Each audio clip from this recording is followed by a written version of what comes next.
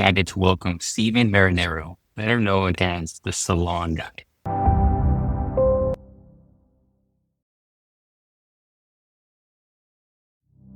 The Salon Guy is a master of brand and creative. Beyond his agency, beyond branding and creative, he built a massive following as a content creator and educator and a trusted voice in the industry. Also, relaunching the agency side. So I'm excited to dive in here today. Stephen, how you doing? Good, man. Thank you so much, Chris, for having me on. And I'm really excited. And I must say, I don't know if this podcast is going to be more about whose hair looks between you or me, but I'm ready to talk, man. And I'm happy I'm talking to don't you get sick of people with nice heads of hair, dude? I can't stand Man, those it's people. the worst. I always ask them how long it takes them to do that hair because, everything these days. To look like us, it requires so much work. People don't respect the work that goes into looking like we do, Chris. You know what I mean? So, but anyway, I'm so happy to be here, dude. Thanks for having me on, man. There's so much to talk about here today, and I'm excited to go in many different directions. But jumping into it, I'm curious, what has been the number one growth lever that has made the biggest difference for you growing your brand? That's a great question. And I think the biggest thing would probably be sacrifice and being very tactical. Now, when it comes to growing a business or a brand, when in the building stages, you have to do things and make sacrifices that most people don't want to do, AKA going to happy hour 5 nights a week, getting trashed with, Thad, or like, yo, Bob, let's go to the bar, like that same routine has to get broken up a little bit because I remember when I first started getting myself out there and, becoming the brand and building the brand, people literally were texting me, dude, call me anymore. Like, bro, you don't ever want to go out anymore. And I'm like, I'm sorry, bro. Like happy hour 5 nights a week and getting sloshed is not going to like grow me, bro. It's not going to help me. And it took some time for them to really grasp that. And I don't want to say I lost friends. People eventually started to realize like, all right, man, he's onto his own thing. So making the sacrifices, going to bed earlier, getting up earlier, doing things that like most people wouldn't do and not giving up. That's really and I started my brand 16 years ago. And so not giving up is one thing, having that like patience and drive and motivation and sacrifices. And also I think it comes down to being very tactical.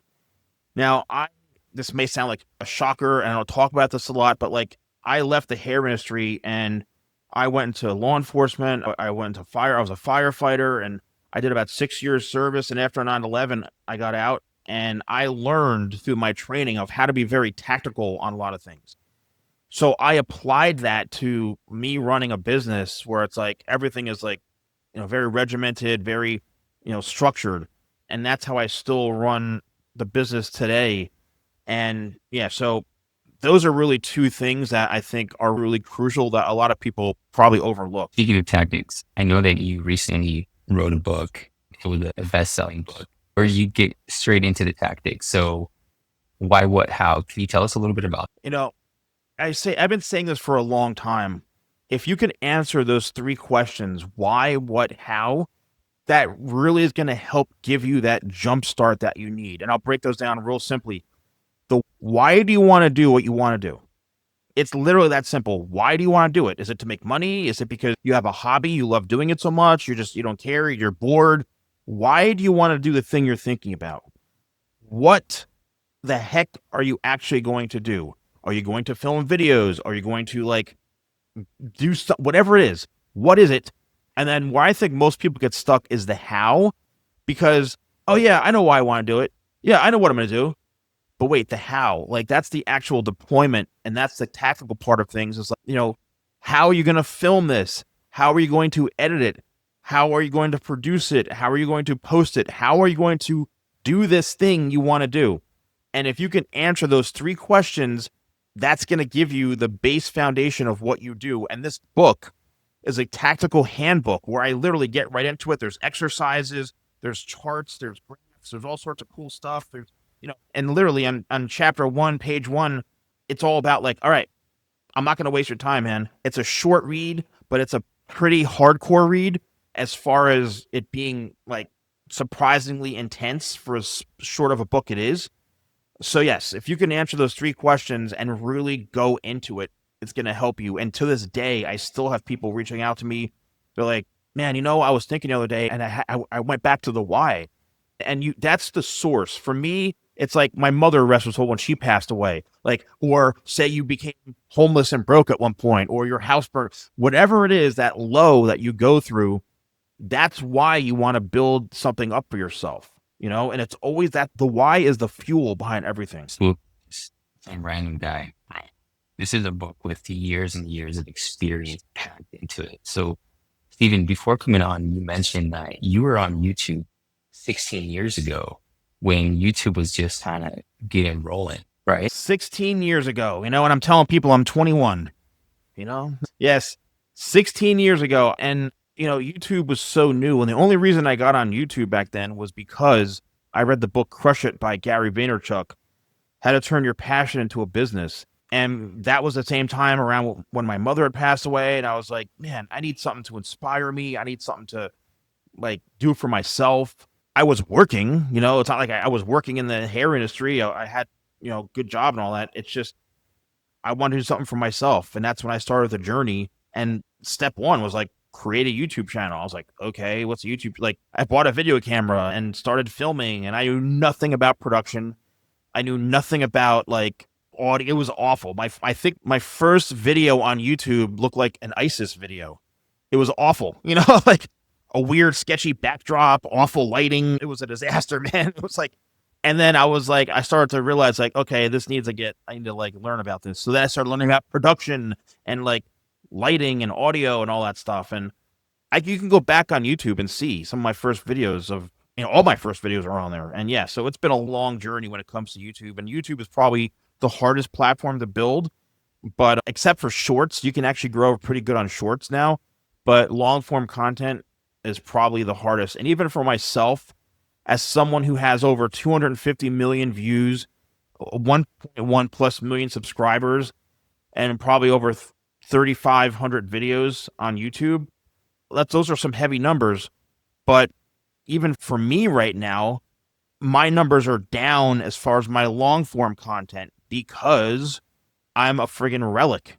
I'm a mummy at this point, man. There's so many creators in the beauty space and the hair space that I'm just boy, it's a lot of competition, man. So, but I'm in the trenches, Chris. I'm in the trenches, The owners, entrepreneurs out there that are thinking about creating content, launching a YouTube channel, or whether it's for Instagram, what would be a few words of advice in getting started in launching and seeing success with the content? It's interesting. And this is something I'd love to kind of interact with you about is, do you ever notice when somebody, say you're trying to get a client, right? You're an agency, you're working with a client, and they look at your stuff and they go, dude, you've got one post and 6.5 views. You want me to pay you to help me grow my views?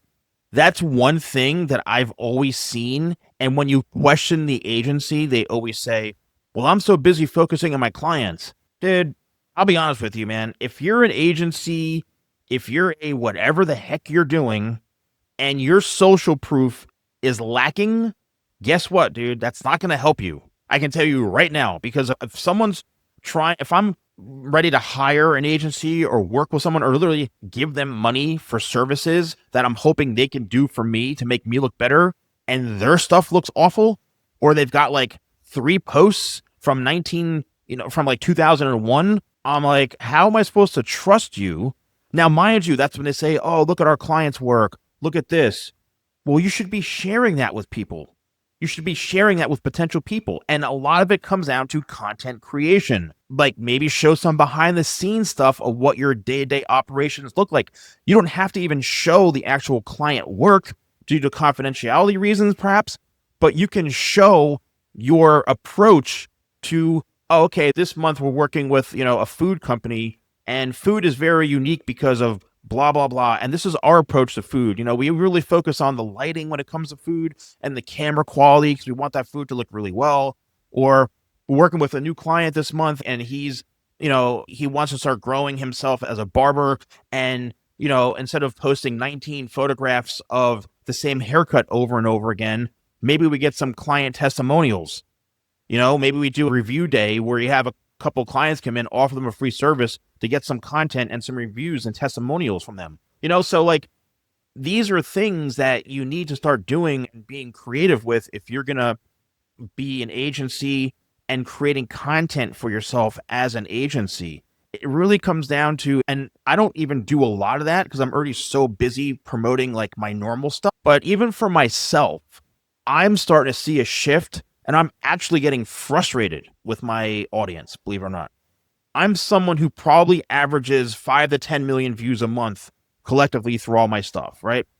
Because I just see the demographics and the analytics. It's sometimes it's mind blowing to me. I'm like, I'm averaging like 2 to 3 million views a month. I mean, a week on TikTok. I'm like, what the hell? So I look at that stuff, but I realize none of that or a small fraction is driving any sort of business to me.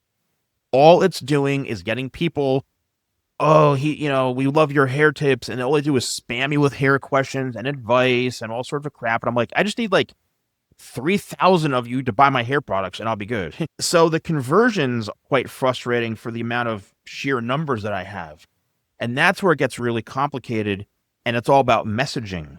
And you're probably someone, since you've worked with, I've seen Tony Robbins and, guys, Shark Tank, all these big names, Grant Cardone, all these heavy hitters in the social media world. I mean, you probably heard a lot of this stuff, but like it's all about like the conversions and audience, right? Like you can get 3 guys watching your stuff, but like if 2 out of 3 buy your whatever package or they become a client, that's a hit, you know?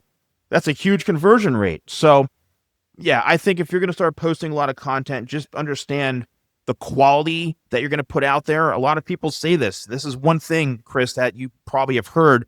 There are people out there saying the camera doesn't matter. This doesn't matter. Just put the content out. I kind of believe in that to an extent. Okay.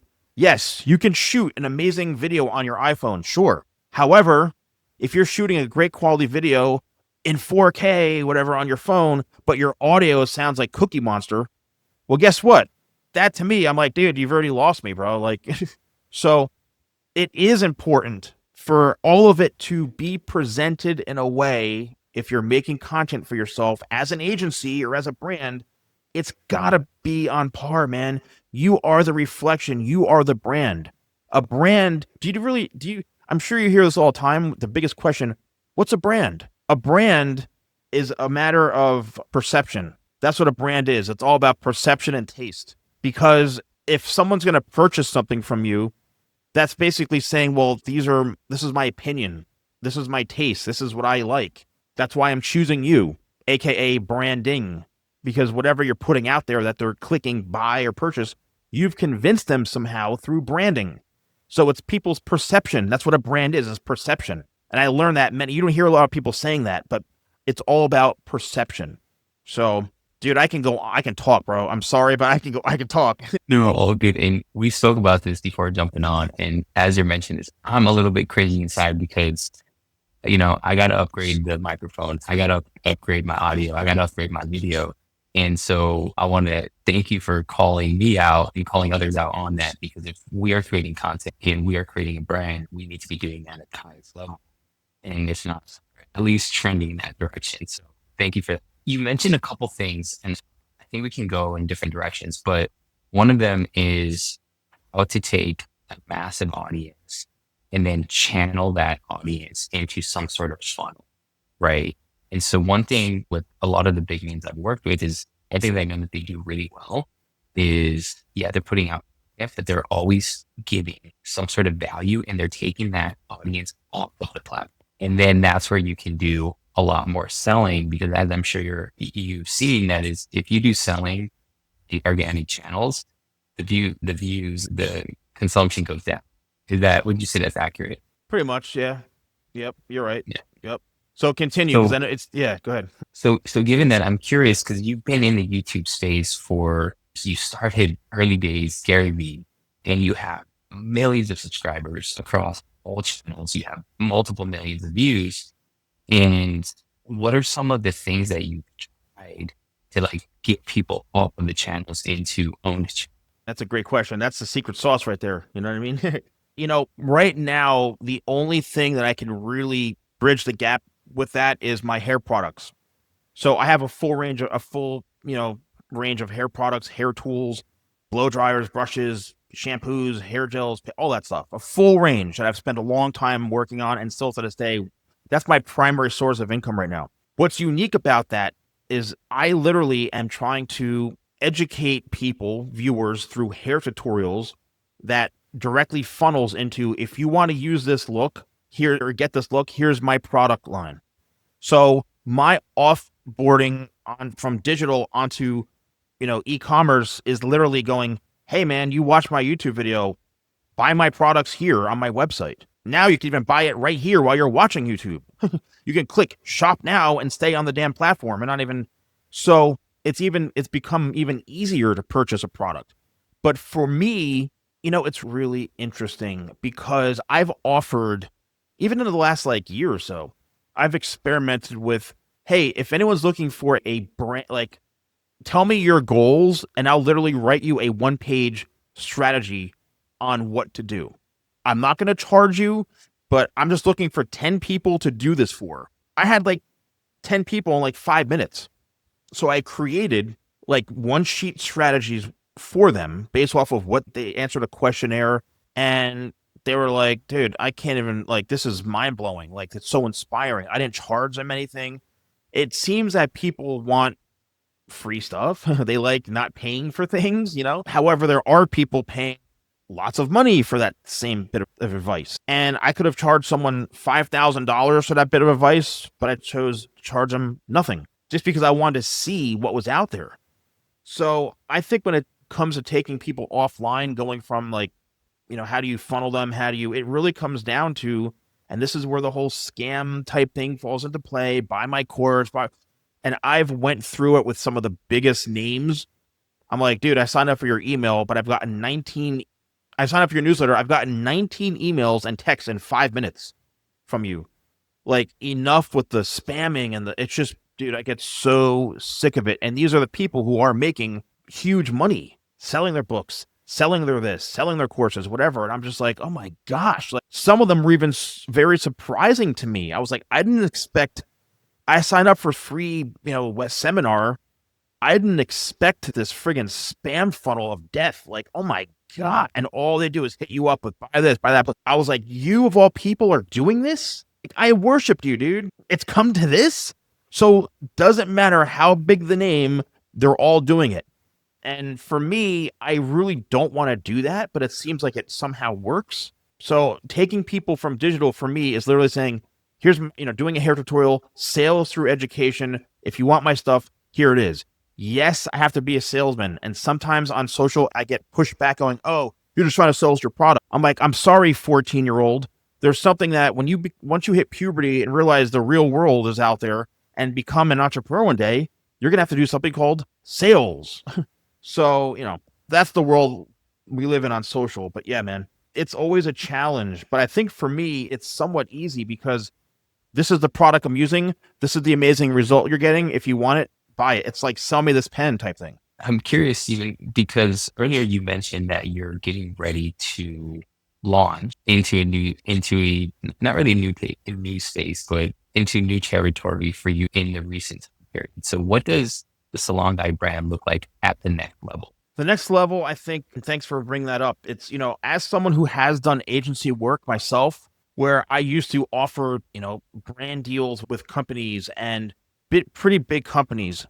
And I used to get hired to do content for companies because once they started seeing what I was doing for myself, they were like, we need this for our company. Can we hire you for this? I'm like, okay. So I've done agency work before. What always ends up happening with I don't know if this is a normal thing with agency work and you can confirm this or not, but eventually you're going to lose that client. I think you're going to lose. It depends. I've had people for, 5 months, 6 months, depending on what I'm doing, that maybe they expect different results. They're getting what they're paying for. Steven, we're gonna end the relationship. Thanks for everything. We're just gonna go in a different direction. And then their stuff ends up sucking. But they eventually end up going. I've had that happen a long time because people, it's just a high turnover I've noticed in specific type of agency work. Creating content, doing, okay, dude, we've had 36 videos from you. We've gotten 3 new clients from it. We paid you $80,000. yeah, dude, sorry, we're gonna like cut it loose. You know what I mean? Like that happens. For me, what I want to start doing is transitioning back into agency work, but in a very specific way. Literally be a creative agency to where I can produce images for people, utilizing AI technology, doing things in a way that I've learned since I started using AI that would literally cost $3,000 to get like a photo shoot to put together that I can do in like maybe 10, 15 minutes that I can create for people that's going to save them time, money. Also, I want to start doing media production and content creation for people to come into my studio, utilize my red camera, utilize my my Canon cinema cameras, the lighting. Let me be a resource, a creative resource for you to make your content look better. So I want to start reintroducing the creative side of things. Mind you, and I actually have been doing a lot of research. I'll go on ChatGPT or I'll go on Gemini and I'll type in, every barber thinks that they're a Netflix studio. How do I compete with that? And then ChatGPT will say, Stephen, I'm going to tell you something about yourself you don't realize. They haven't built up what you've built up. They haven't done this. They don't know this. They don't know that. You have all of these skill sets that they don't know that you can bring to the table for them. That's where they're getting the value. Holding a phone or a camera and shooting a piece of content, they don't know how to really market it and use it as leverage like you do. I'm like, oh, thanks ChatGPT for reminding me. So I'm starting to, because we all question ourselves sometimes because there's competition out there. It's like, why would someone hire me where they can do the same thing themselves? They don't know how to do it, most likely. That's where we come in as the experts. So I'm going to start diving back into that. I almost want to call myself the honest agency, right? Because there's so many, I don't want to say scammers, but there's so many companies and agencies who are comfortable with taking their $2,000, $5,000, $10,000 retainers, costing the client $30,000, $40,000, $50,000 in a 4 or 5 month time span and making them $6 in return. They're okay with doing that. I'm not. I'd rather say, look, if you're going to hire me, you're going to pay for what I do. I'll make it somewhat affordable. I'm not going to grease you or milk you. That's probably my problem, is I'm not greedy. But at the same time, I want to bring you value and I want to get to work for you right away. People want results. Imagine if I hired you and you said, Chris, literally, I can get you results today. I'm like, dude, today? Yes, you're hiring me. I'm going to work for you. I'm going to work my magic. My result is to get you my goal is to get you some sort of result today or tomorrow. I'm going to town for you, bro. I'd be like, dude, you need to be cloned. And the agency stuff, bro. You're in this world, man. It's just, I don't know. You know what I mean? It's just hey guys, there's a new thing out called personality. You should check it out one day. You know what I mean? The amount of people who have no personalities, I'm like, you're running an agency about communication and you're a complete doorknob? I don't know, Chris. Now you got me going here, man. Sorry to hit a nerve there. You mentioned something that I think would be interesting for a lot of the agency owners that are listening in terms of getting results day one. What is something that comes to mind when you're like, all right, if I sign a client, we're getting results. What would that be? What is some tactical advice that either agencies or brands listening can apply today?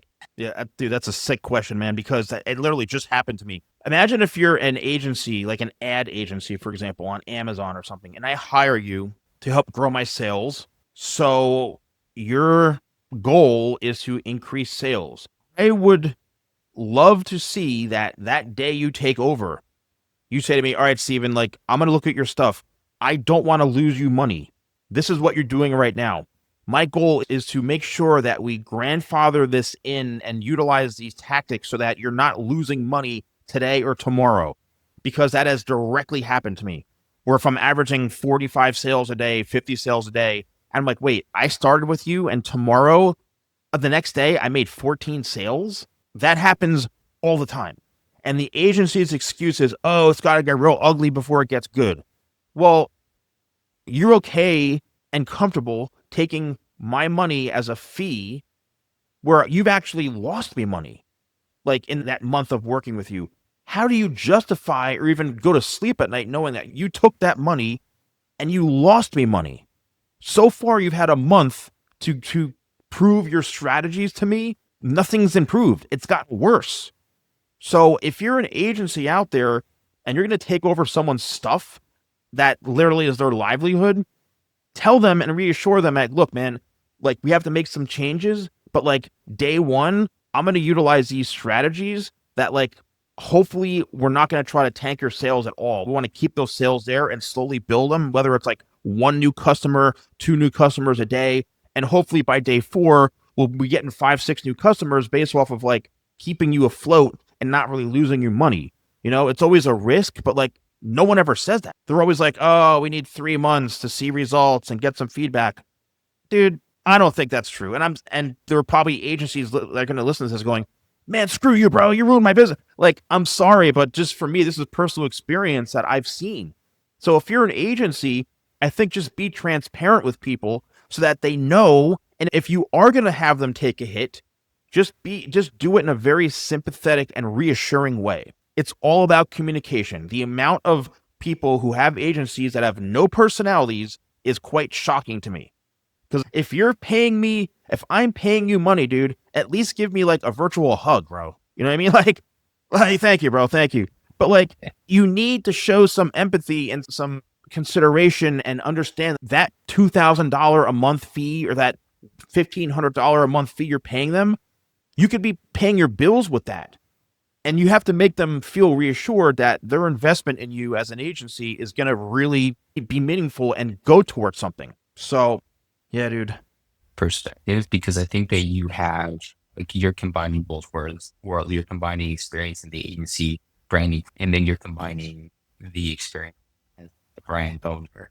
And there's this intersection where you have the empathy, you understand at deep level. And so for that reason, I think that you're crushed it. And as you launch in the agency space with kind of this new shift, this new transition. I appreciate that, bro. In all honesty, let me ask you this. You know, I think for myself, and this is something I've been having a real challenge with lately because I'm seeing what's out there in the, competitive space. There's something that I like to say all the time, which is called authenticity, brand credibility. Do you think that matters nowadays when it comes to you as an agency or me as a hair care brand owner, as a guy who's been doing it for 30 years? Do you think authenticity is going to make a comeback? This content thing, this actual, like, people are listening and they're doing more research. The market is more sophisticated. They're not making impulse buys on these things. They're vetting out 5, 6, 7, 8, 9 agencies, and they're speaking with them face to face on camera or in person. And so if there isn't congruency or alignment across your social presence to how you show up on a video call or in person, and then how you present your offer, how you prove that you can do what you say you can do, I think the market is too sophisticated, and they're not choosing the people that are just like all show. Yeah. So in your experience, there's a lot more vetting going on now. You said there's so many agencies that are coming up. Like, literally anybody can like turn a switch and become an agency. So the competitive landscape, it's crazy. The barriers to entry are extremely low. Now you plug AI into that. Anybody can now produce content. Anybody can now edit, film, record, voiceovers, all of it. So all of the barriers to entry are so much lower, but it's forcing people to be, because brands could do this. They could do it themselves. They could hire, interns, young kids to do a lot of the things that before agencies were charging you like pretty hefty retainers for. It's like, and then in agency space, now you have to do more. You have to be more sophisticated than everybody else out. In order to do that, and if people understand that you can do that, you have to go and the authenticity, the conviction, everything ties into self. Interesting. That's good to know. What do you think about AI, man? I get a lot of pushback from, like, for example, for me, I love it, man. I love it. But I do get kind of frustrated when I see things that still look kind of AI-ish, depending on what, like, images and things. But, like, dude, I tried experimenting with AI on my YouTube thumbnails. I started getting hate from people. Stop using AI for your thumbnails. Oh, it's so annoying. Like, I hate AI, this and that. And I'm like, okay, like, whoa. Like, people snapped at me, dude. Like, I'm like, dude, I'm just trying to go with the times, man. Do I listen to these like six people who are like 15, or do I just blow through them and be like, dude, I don't really care. I respect everyone's opinions on stuff because I take it to heart. But I'm like, whoa, like, sorry, dude. Like, what's your take on like agencies and people using AI to grow their business. You see like the hate, right? Yeah. And then with a lot of AC guests that I've had, it's a little bit torn. I spoke with someone yesterday. She's like, absolutely not. We don't use it. I'm against it. And then you have the other side that fully embracing it. But I think for me, my personal opinion is like, what is the data say? So if you use two thumbnails, one that you or your team created, and you use one that was AI created, which one is actually getting you more clicks, more views? And if the data's telling me AI, I'm gonna roll with it most of the time. But there's times where like if you're creating content, like I don't know, an AI avatar of you on a YouTube video, like yeah, you could probably do that. But I think people like your personality. I think people like who you. Yeah, you're right, dude. Like, why just if you're gonna spend all that time making an AI version of yourself, you could have done that video already. You could have spoke for 6 minutes, like live on camera instead of taking 45 minutes to make an AI character with uploading 86 photos of you from 1984. So it's like, so I get that.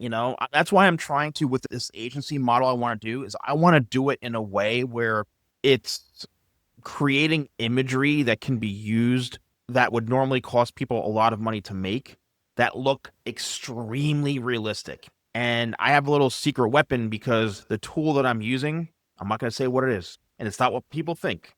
All right. It's not the new nano banana crap, whatever from Google. That's all good. Neo banana. This is a tool that Mr. Beast's editor uses. And I learned this because I was watching an interview with him. And he's like, oh yeah, we use like this tool for like thumbnails and stuff, or like doing upscaling and this and that. He's like, but I wouldn't suggest it to most people because it's like ridiculously expensive, which it kind of is. But I was like, wait a minute, if Mr. Beast guy is using this, I need to look into this. So I invested in using it, and yes, it's hefty. But when I tell you that I can create images that literally look like a cover of GQ magazine, and you would never tell. That's what I want to utilize the technology for, is stuff that would normally, like, it's so realistic, but then someone can then say, dude, it's not even real. You know what I mean? The kickback can be like, it's not a real image. It's fake. It's like I'm tricking people. And that's the challenge right now, man. And I'm sure a lot of people watching this are going to be like, man, I think he's kind of right on this. Cause like, I love it, dude. I just made, let me see. It's not long at all, but this is something that I created myself last night. I spent a lot of time on it and I was really proud of it. I'm going to play it right here on my phone. And I want you to tell me as an agency guy what your opinion is of this. All right, let me just put the volume up. Okay, ready? Dude,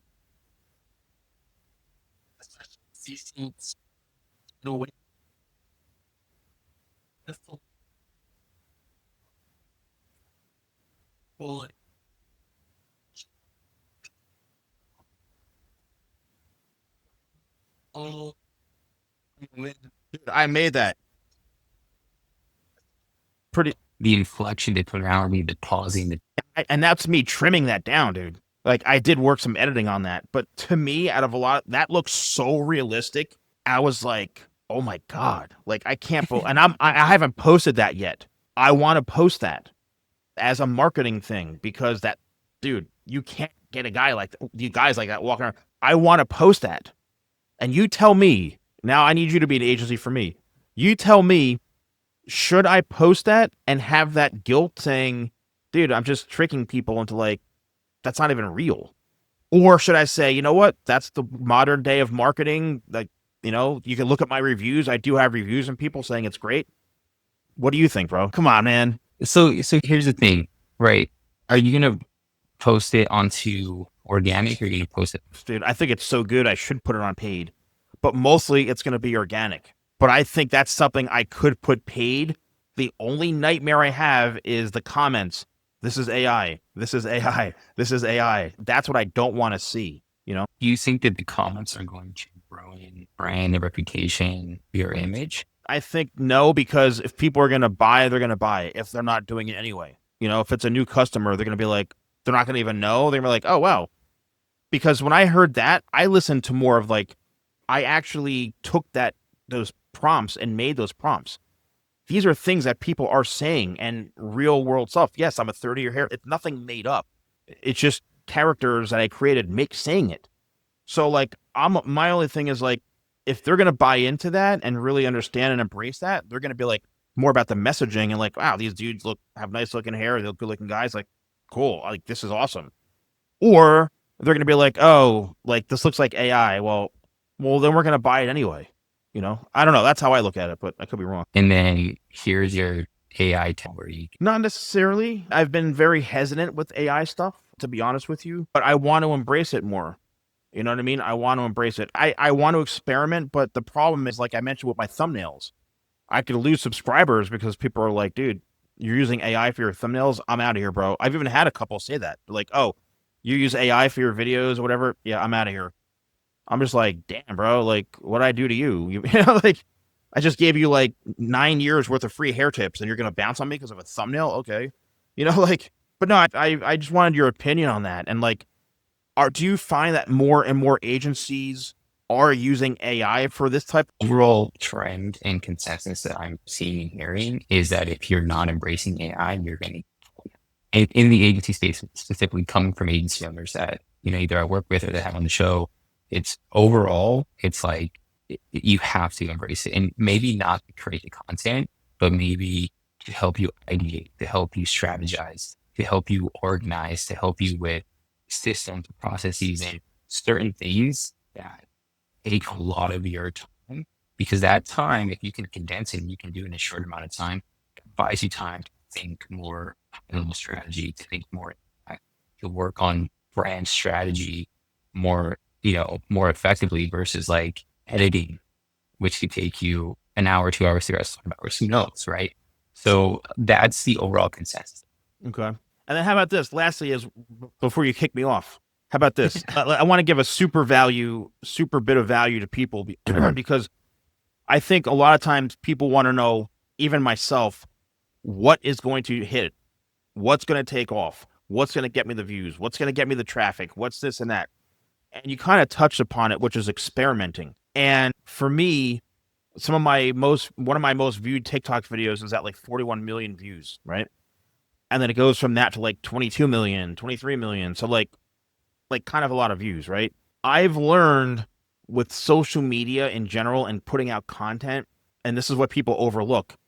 If you're averaging 106 videos on the last like 10 videos you post, but then one of them has like 3,500, maybe you should look at that video that has 3,500.